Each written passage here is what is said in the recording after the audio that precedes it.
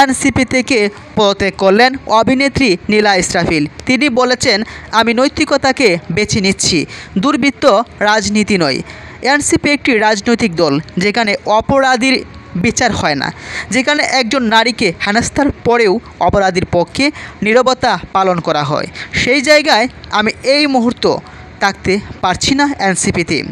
একজন নারীকে অপমান, নিপীড়ন, আমি আসলে মানসিকভাবে ভালো নাই, সামাজিকভাবে ধ্বংসের চেষ্টা করা যে ব্যক্তিটি করেছে তার বিরুদ্ধে যখন কোনো শাস্তিমূলক পদক্ষেপ নেওয়া হয় না, বরং সে দলীয় ছত্রছায়ায় বুক ফুলিয়ে ঘুরে বেড়ায়, সেই দল আর কোনো মতাদর্শ বা ন্যায় বিচারের প্রতিনিধিত্ব করে না।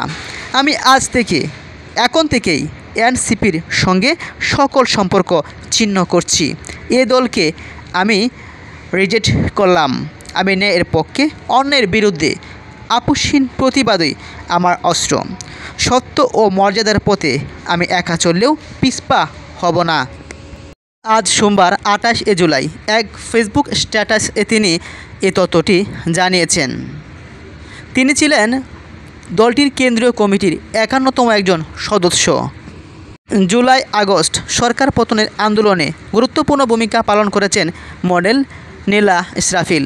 তাছাড়াও বাংলাদেশের অসংখ্য অভিনেতা অভিনেত্রীরাও সরকার পতনের পক্ষে সমর্থন জানিয়েছিল। চা বিক্রেতা, কৃষক, সাধারণ মানুষ এবং রাজনৈতিক দলের অসংখ্য নেতাকর্মীরাই 24 জুলাই এবং আগস্ট আন্দোলনে ব্যাপক ভূমিকা পালন করেছে।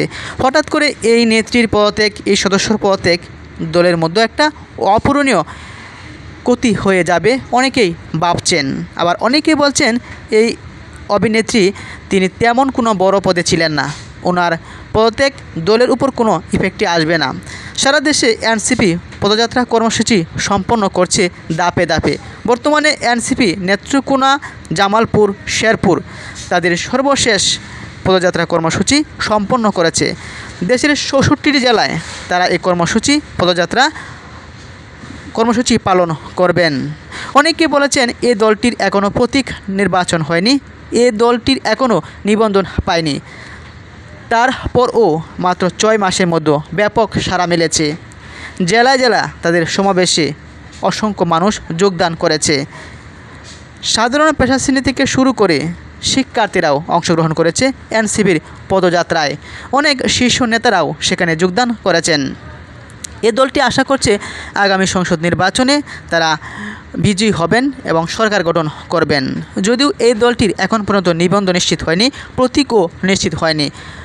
বেশ কিছু ত্রুটি পাওয়াতে 144টি রাজনৈতিক নতুন দল এই নিবন্ধন পাওয়া থেকে বঞ্চিত হয়েছে। তবে তাদেরকে 15 দিন সময় জুড়ে দেওয়া হয়েছে। এনসিপিও সেই তালিকায় রয়েছেন।